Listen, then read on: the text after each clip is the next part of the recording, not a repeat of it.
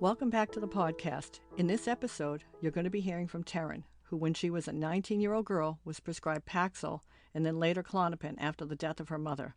Somehow she gets married and finishes school to become a speech therapist and has a beautiful daughter as her life is turned upside down from pharmaceutical drugs.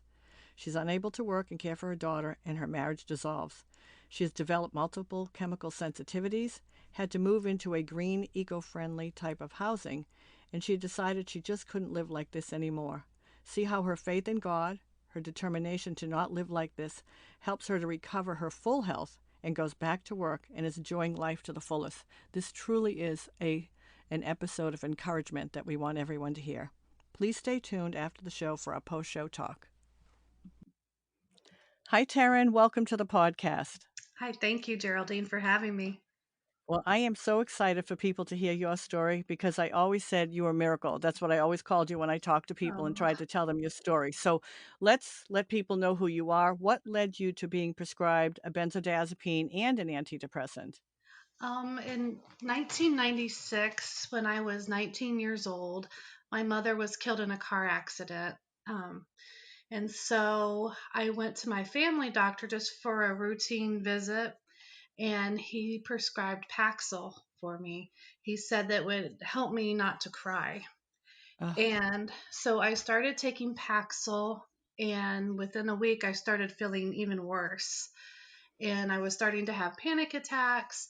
And a friend then referred me to a psychiatrist, and the psychiatrist prescribed me Klonopin and another antidepressant.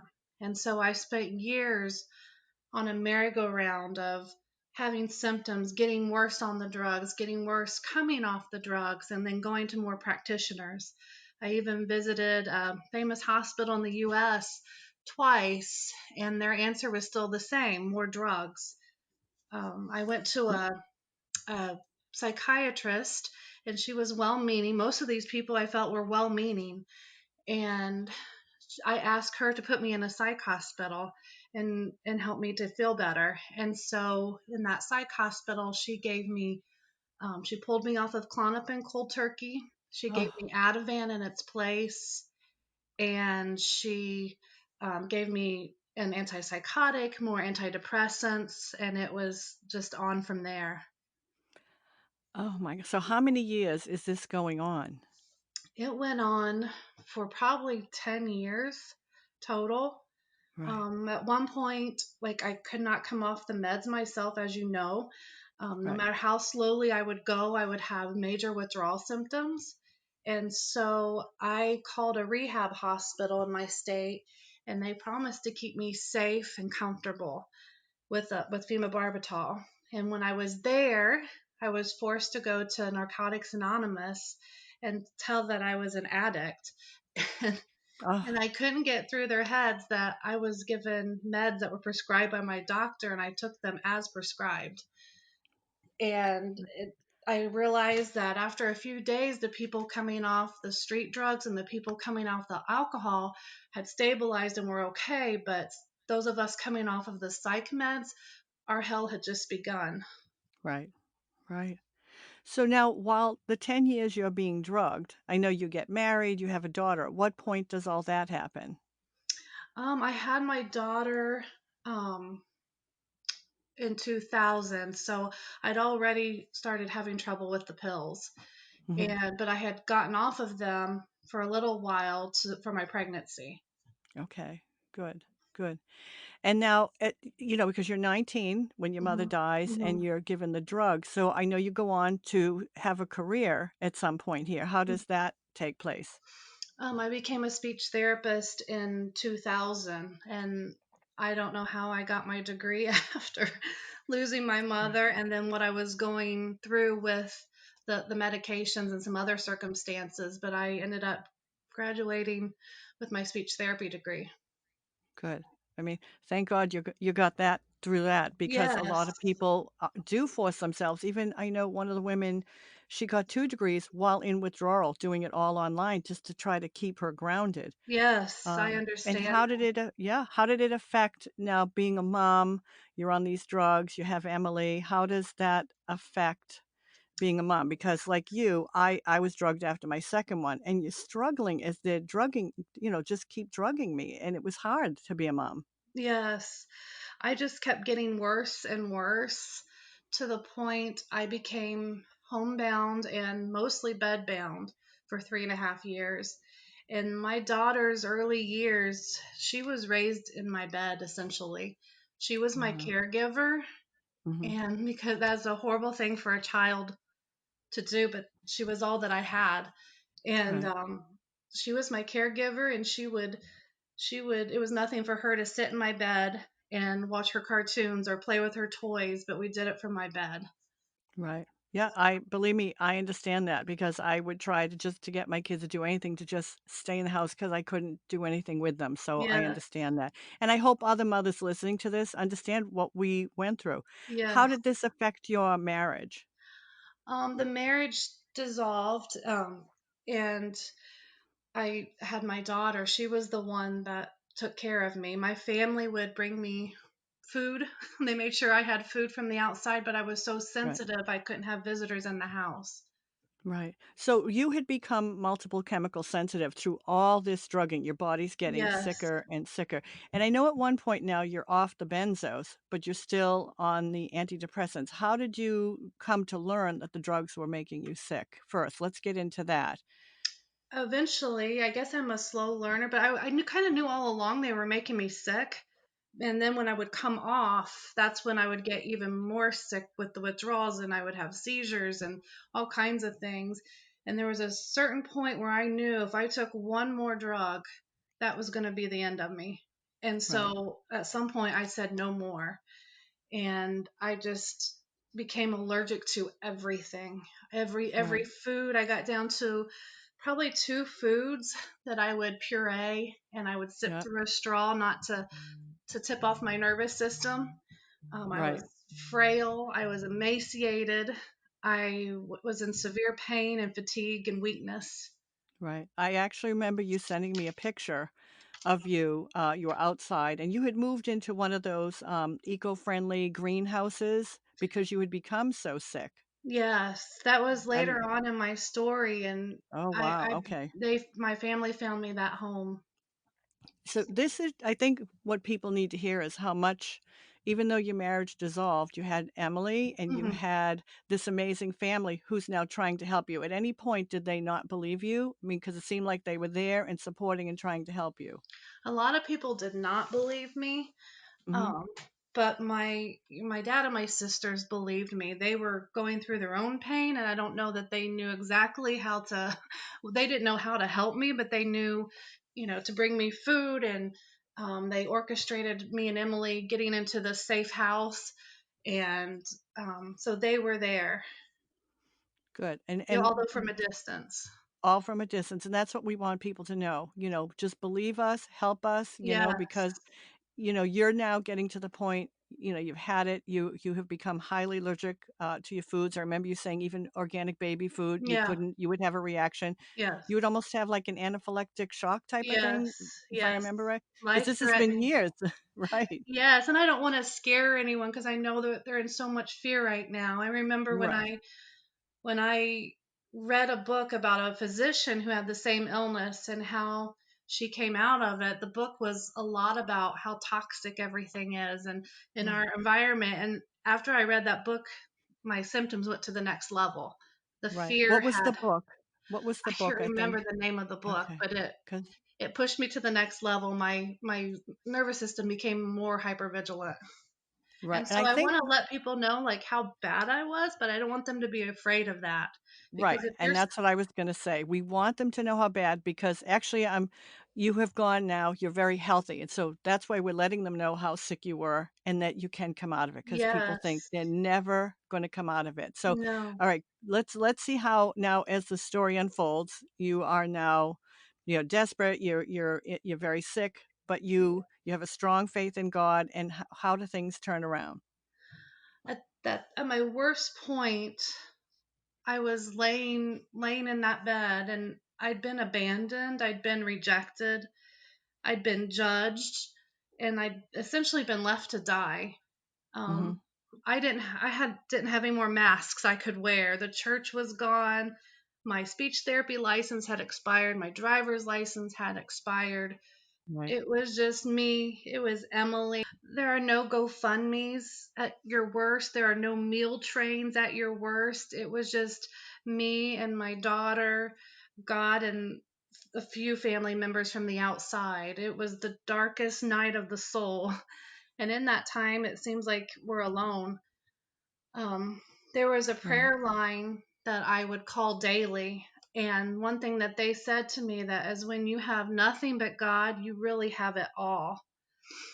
And I was looking That's good. for the answers everywhere. Everywhere I searched for my healing. I was watching pastors online. I was listening to other testimonies of miraculous healings, people who had healed from the same thing. I started to learn about natural health, and I started to work with a Christian ministry. And that's when my counselor introduced me to psychoneuroimmunology. And he had dealt with a lot of clients who had multiple chemical sensitivities. And they started to come out of it through the renewing of their mind, essentially, and emotional healing. And then Hmm. I also met a doctor online. He was a functional medicine doctor, so he was both holistic and he was an MD. And he he told me something that stuck with me and became like a catalyst to my healing. And I want everyone to hear this. He said, "Unconditional love will heal you." And we tried supplements with me. He even wanted to prescribe oxygen that we tried. And I was too sensitive for any supplements. I was too sensitive for even the oxygen tubing. Hmm. And one day I was in we called it my safe room. Like if I was having a chemical exposure, I would go into the room. It had my air purifier, and I would think I was dying. Like I could not breathe. And I just remember like sliding down the wall and looking out the window. And I heard that, I'm the sun that's behind those clouds. Something was still with me. Right. And then I met a girl. She was about 10 years younger than me. And she was worse off than me. And she had also been damaged by the medications, Right. through withdrawal and the toxicity. And we started to learn through a process, or started to believe that even we could get better. We were the worst case scenarios of anyone I had known on those forums. Right. You both were. I remember that. Yeah. And she couldn't even walk. I could walk a little bit, but she couldn't even walk. She couldn't swallow. Um, we were in really bad shape, but we started to realize that our identity needed to change. We needed to go from identifying as a sick person, as a traumatized person, to a well person. Hmm. Okay. And we want people to know, and the one that you're talking about, she's from Rhode Island, correct? I want to make Yes. sure I have the right one, right? Because the two of you, it was an amazing how you both healed. So Yes. now, how did the two of you? Now you're both very sick. Hmm. How do things start turning around as you're changing your mind thought? She was she was a mirror to me. Like her issues were my issues, her wounds were my wounds. She was a mirror. We were a mirror for each other. And so we started to work through some of the stuff that we had been through, like together, and talking about some of those things for the first time. And then that's when, at that point, I had, either it was a dream or I crossed over in my sleep, because I was struggling to breathe that night. On July 10th, 2009, my daughter and I went to bed like we normally did. She would snuggle right up next to me, and I was struggling to breathe. And I don't know if it was, even to this day, I don't know if it was a dream or in my sleep I kind of crossed over, but I was in the spiritual realm. Hmm. Um, and in that dream, or in that place, I saw myself in the city. And I'm from Indiana. I'm from a small town. I don't like the city. I don't like how crowded it is. um, And in that city, it was crowded, it was polluted, and it was surrounded by stone. And I wondered, how did I get here and how am I going to get out of here? Mm-hmm. And I looked up and I saw Jesus, and he just held out his hand. And I took his hand, not knowing what was going to happen. And we kind of like flew through the sky. And then he told me to open my eyes. And when I opened my eyes, I was at the beach. And the beach is my favorite place in the world. And at the beach, I was whole, I was free. The sickness was gone, the fear was gone. And I went over to thank him. And that's when he said, had you not let go, you never would have known this life was just on the other side. And with that, the dream ended. Mm-hmm. And I woke up the next day and something had shifted. I wasn't healed in an instant by any means, but No. something had shifted. I had been picked up from one platform and put on another. And I learned, or I discovered later, like that city, it's dirty, it's polluted, it's crowded, it's full of stone. That was kind of like my heart and all the wounds, and it was crowded in there. Mm-hmm. And I had to start to let go to experience the peace and the grace that was just on the other side of that. Um, and so with that, I started that the shift happened, and I was supposed to move to my new house. We didn't know, we didn't think I was going to make it. I didn't think I was going to make it. My family didn't. But after that dream, I knew it was going to be okay. Mm-hmm. And so I spent once I got to the new house, I didn't collapse like we thought I would. I Now, this actually is the started, eco-friendly house, correct? yeah, This is now when you're going into that. They found that for you. Okay. yeah. So I start improving actually. And then I'm still talking with the girl who I met on the forum, and we're still working out things together. And so we decided we would take baby steps, and instead of wearing our organic clothes, we were going to wear normal clothes. And so for that day, we would put on our normal clothes and our bodies would flip out. But we just sat there, and I'd even take a position of rest. I would put my hands behind my head, kick my feet up, and just let my body work itself out and Mm-hmm. adjust to being in normal clothes.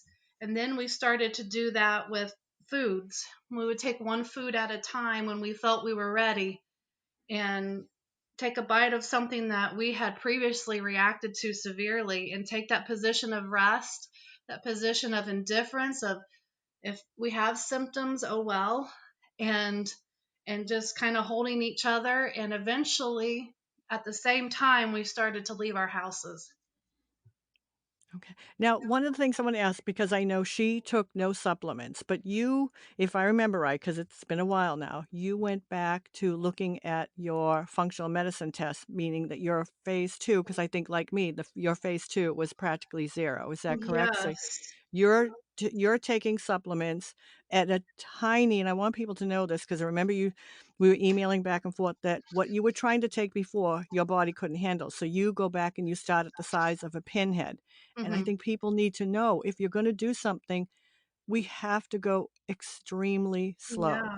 Whether it's a supplement or it's a food or it's stepping outside of your house for the first time, Right, you go as you feel led. You go as you right, feel you can handle, and there is no rush in this. right. That's right. There is no rush. And that's something, when people say, well, I tried functional medicine, I tried this, I got sicker. And I think Yeah. that's why everybody's in a hurry to get better. And And I know real, when I went back to functional medicine, he said to me, it's been all these years. There is no hurry. I want you to go slow. And that made the difference. yes. Yes. And ultimately, it wasn't functional medicine, it wasn't supplements, it wasn't a certain diet that healed us. It was what my doctor prescribed at the very beginning when he said unconditional love is what will heal you. Right, right. Now, and so I'm going to ask you this because you really did get unconditional love in many different ways, from Hmm. God. And I remember when I had to fly for the first time and I called you and I had such fear, and you recommended the ministry in Alaska, and I got the book, and you kept saying, "Fear is not from God." And I thought, I was so locked into fear because who wouldn't be with what we go through, Oh my. right? And I've kind of grown since then. I don't really see fear as like a enemy. It's a part of us that needs nurturing. And Hmm. then as you nurture and you give fear what it needs, it settles down. Right, But when right. it's not getting what it's need, it's driving the car.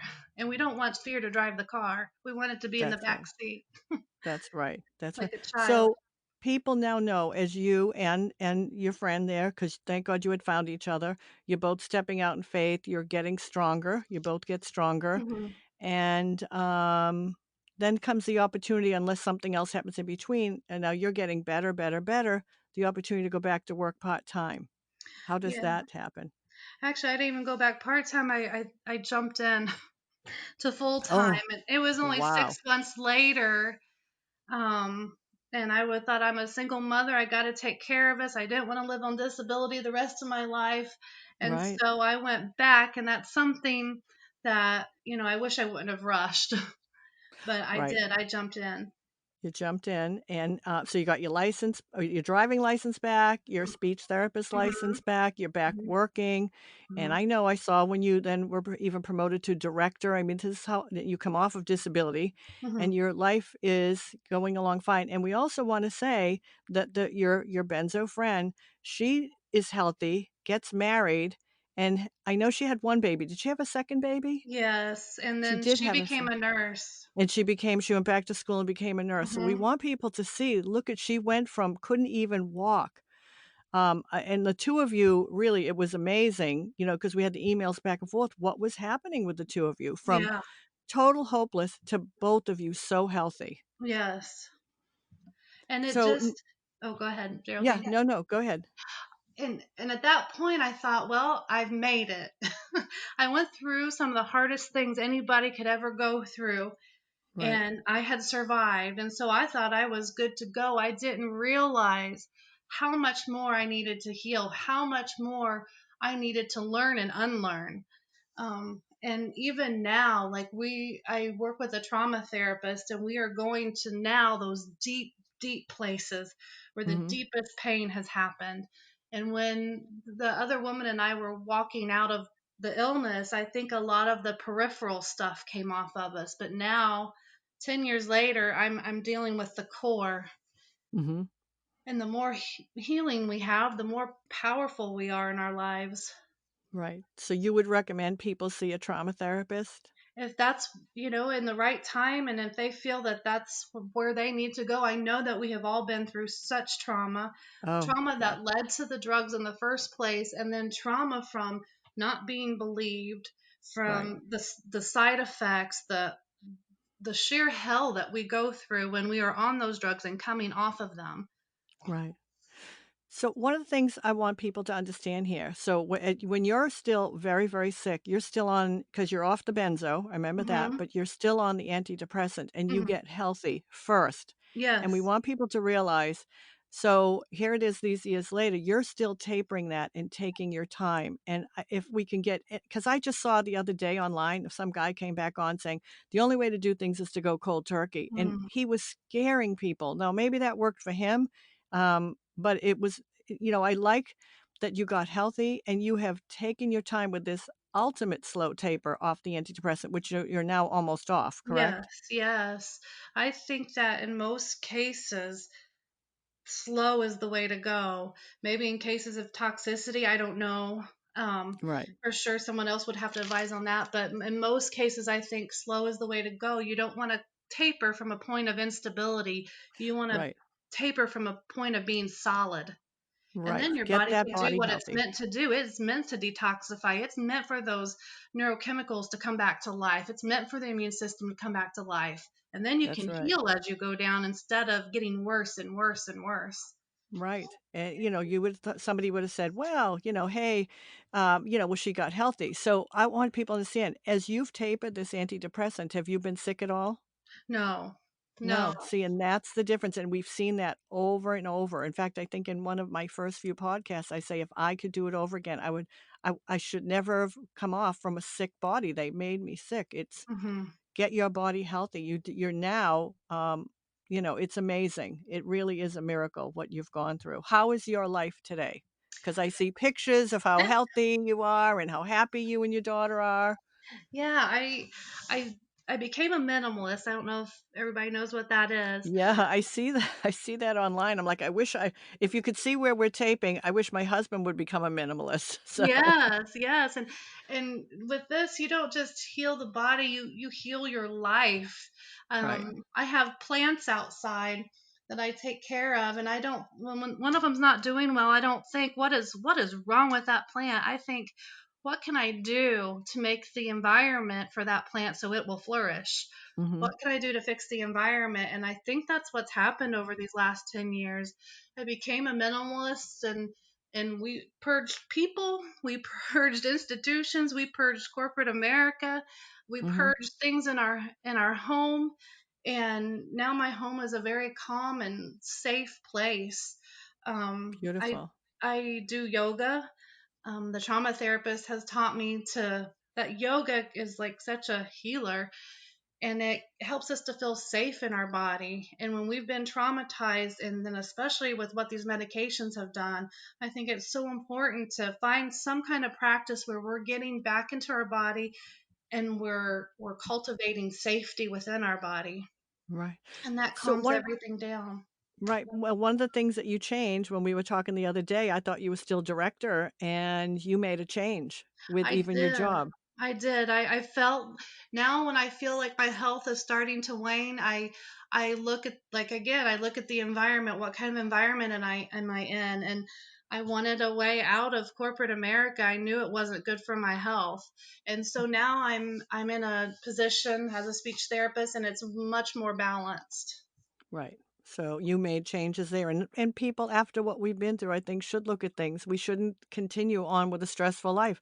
Stress alone is going to lead your body back to ill health. It does. It suppresses the immune system. It suppresses digestion. Everything comes back to life when we're in a more peaceful homeostasis state. Right. Right. So, Taryn, is there anything else you'd want to say or words of encouragement for somebody listening? Because I know how hopeless you had become at one point, and then when the turnaround happened, it was truly amazing. What would you want to say to somebody? I I'd like to just teach them something right now that they can take with them every day, every moment of every day, if they want to. I want to teach them something that's very practical and very powerful and has helped me. And Mhm. this is medicine. Um, and we can our bodies can start to receive from its own pharmacy. Our brain is a pharmacy, and we can start to rewire and to produce those chemicals that are healing for our body. And so right here right now, if you want to, um, let's work on taking your life back, taking your power back. It doesn't matter what condition you're in. Me and the other woman, we were bedbound. We were tortured beyond imagine what you can even imagine.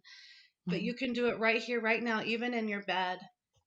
And if you can, place your feet on the floor and just ground into the floor. And I want you to think of a color that means peace to you or means safety to you. For me, it's light blue. So you picture your feet on a platform that's that color, and keep thinking of your feet on that platform. And just let the symptoms in your body, just let them be. And let the emotions that you have right now, just let them be, no matter how much they're screaming out in pain, just let them be. And for a moment, just see if you can place your hand on your heart and just start to breathe and notice your breath in and out. You can feel your life. You're still alive. Your heart is beating. You're still breathing. There is still hope. If you feel that heartbeat and you hear and you feel that air going into your lungs, there is still hope for you. And I want you just to relax every muscle, everything in your entire body. We're going to tell that brain that we are safe right now in this moment. And just keep breathing and thinking of your feet on that platform. And something that makes you feel safe. Think of people that make you feel safe. Maybe it's an animal, maybe it's a spiritual figure, a parent, but something that makes you feel safe and know that they are with you. Um, there's a Holocaust survivor. He also became a neurologist and a psychologist. His name is Viktor Frankl. And he said between stimulus and response, there is a space. In that space is our power to choose our response. In our response lies our growth and our freedom. And you are choosing this right now.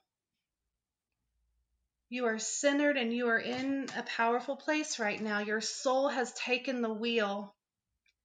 And I want you to remember the words of my doctor. He knew both the Western medicine and he knew holistic medicine. He understood our condition well. And remember what he said, unconditional love is what will heal you. Look for this love in its many forms that it's going to come and in ways that you can give it to yourself.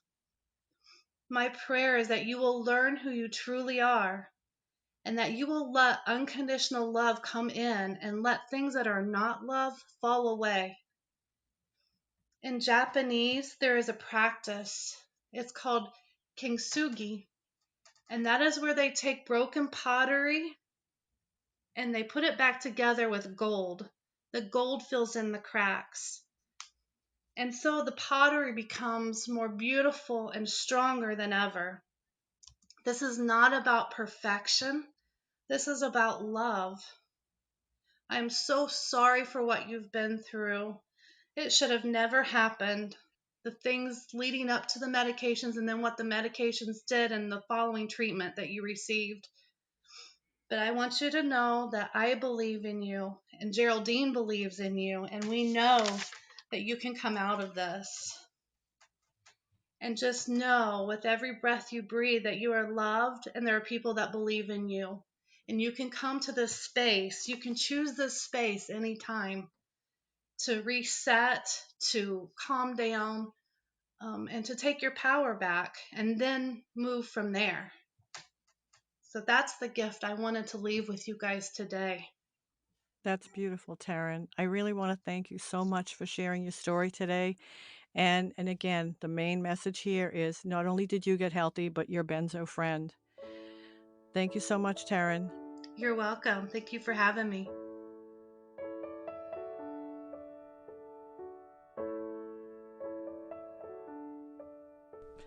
All right, Garrett, we just finished our show with Taryn, which I have been dying to get Taryn on the podcast because I know how sick she was years ago and how she was just at her wit's end, that she could not function any longer.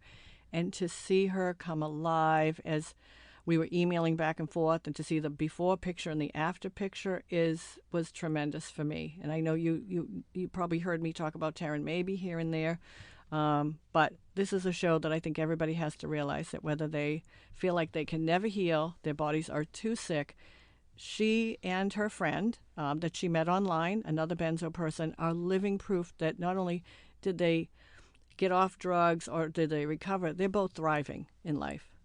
How long is it that you have known Teryn for? 'Cause I don't know if that came up in the interview that... It's been a long time. Back when she was very, very sick, so maybe over 10 years. Wow. So how long has she been better for then? That's a good question, because I remember I had a fly one time when I called her and she was already better, so maybe like one of the first times I had a fly. I don't know. It's been a while. But what I liked is she is saying she was still on the antidepressant. She was so ill getting off the benzo. And, that only got her body sicker. And she then, here it is all these years later, she has taken her time coming off that antidepressant and she is not getting sick at all. Life is going on and she's made some great points of making changes in her life, becoming a minimalist, which I would love to do someday. I think it's just a great thing. I see it online all the time, becoming a minimalist. And her faith in God was tremendous. And I think one of the things we'd like to point out in this show is how important support was. A lot of people don't believe us that we're sick. I had good support, but that does not mean, I want to stress that everybody believed me. I'm sure people thought, oh, she's crazy. So not everybody believed Teryn, but she had just those few people. She had that one benzo friend sick like her. And so you're not crazy, but this is why we do these shows, correct? You actually really want to do them, even though we had the idea years ago to do them. You wanted to do these. Tell people why, because of all the people. We're taking on other people's stress. Yeah, so I mean, there was a couple of reasons. The first was, just from me noticing the conversations that you were having with people over the phone, it was kind of the same conversation over and over and over again. And, before podcasts were available, it's like you wish there was a way that you could just, have a recording of it and you say, listen to this. And the other part of it is, and I don't know, it's difficult to say that at some point you have to walk away from this. And I felt like that's something that you needed to do, is separate yourself from the benzo community, because if you're constantly taking on other people's pain, are you ever really getting 100% better yourself? Right. So I felt like this was a way of you separating yourself from like daily phone calls, getting phone calls at 7 a.m., getting calls at 11 p.m. Right. But still being able to help people and not getting that feeling of shutting the gate behind you once Right. you've gotten through. Right. And that's all part of what Teryn's talking about, trauma. Because when I see things online or somebody new want to call, it's you have to go back to that place you were in to help them, and it's trauma. And I still have a little bit of trauma, and after talking to her today, I'll tell you, I really am going to work on that trauma. And my trauma isn't something that happened in my life as much as the trauma of the pills, and something reminds you of it, or you're talking to somebody. So I think that's a good thing for all of us to learn today. Yeah, and I think something that I took away from that interview, and I've never spoken to Taryn, so this is the first time I've ever heard her talk, I think she's figured out how to organize her brain so that she can function every day and, feel better. And I think that's something that a lot of people need to do. It's not just get better from whatever is affecting you, but how do you organize your life? So she became a minimalist. At the end, you heard her go through a couple of, what I would call that meditation. And it's just a way of calming your brain down. And Right. It's something that she's added to her life, and it seems to have worked for her. And her faith is amazing. She truly had a strong faith to live for her daughter. And, the pictures, her daughter is a little mini-me of her. They are like just a little replica of her. Adorable. So, I just want people to be encouraged. And when you are online in these groups, which it's so good to have, you have to find others like yourself. But I see from when they started years ago to now, there's this fighting and all of that. That's not healthy. Find your benzo friends. Like she found somebody just like her. They were both so sick and they're both so healthy today. And, put yourself first. Yes, we care about everybody else, but we have to protect ourselves. And if you've lost hope, you listen to her story over and over again, because she is thriving today. So, on to other things. We've now come to the better part of the year with the summer. Is there anything different that you would do in the summer when you're not shut in the house that you thought made you feel better? So for me, in the summer, always the ocean helped me. Not everybody's near an ocean, and it was hard for me to even walk to the ocean. You kids would have to help me get down there. We should tell people we're in Massachusetts, so we deal with long, kind of cold, dark winters. Right. And so when the summer does come, it's like, oh, thank God, you can kind of get to the ocean. Get to the ocean. The sun. I remember the first doctor, my new gynecologist, who told me that Ativan was the most addictive drug ever made, was her words. She said 20 minutes of the sun every day would boost my serotonin naturally. So get out in the sun. If you are sick, just try to go sit in the sun. I think it's good to sweat. We've learned over the years that the people who don't sweat are sicker than some of the other ones. So get outside. In fact, one of my moderators years ago, Ruth, she could not sweat, and she lived in Florida. And she started. What do you mean by could not sweat? So most people sweat when they're hot. And she could not sweat at all. We called them the non-sweaters. And we had quite a few, the ones who their bodies would not sweat. So she started to try to sit outside because she was very sick, but she would have her son take her down to the ocean. She was in Florida, and she would bring a chair and just sit there, stop putting her feet in and trying to be out in the sun. And she actually got her body to start sweating again, and she started to feel better again. So if your body isn't sweating, that's not healthy. So get outside, do a little work, little gardening. Could barely leave the house, but I started to get outside and plant a garden. I'd be on my hands and knees feeling like I'm going to die out there, but I worked and I was sweating, sweating out there. So it's probably worth mentioning too that you get vitamin D from being out in the sunlight, right. And that most people are deficient in vitamin D. So correct. We probably think, oh, well, we're outside enough, we get it, but you probably aren't if you actually had your levels checked. Right. So whether you supplement or you get sun, get out more, go for a walk, whatever it is. Yeah, and if you can't walk, I used to tell people, because I was so agoraphobic, walk in the house, walk around the outside, the perimeter of your house, move that body. Everything you do slowly. Like Taryn said, with foods, she introduced them slowly. Everything they did, with a little bit of faith and trust, start doing everything slowly. Don't do anything too fast. You're going to feel it if you do.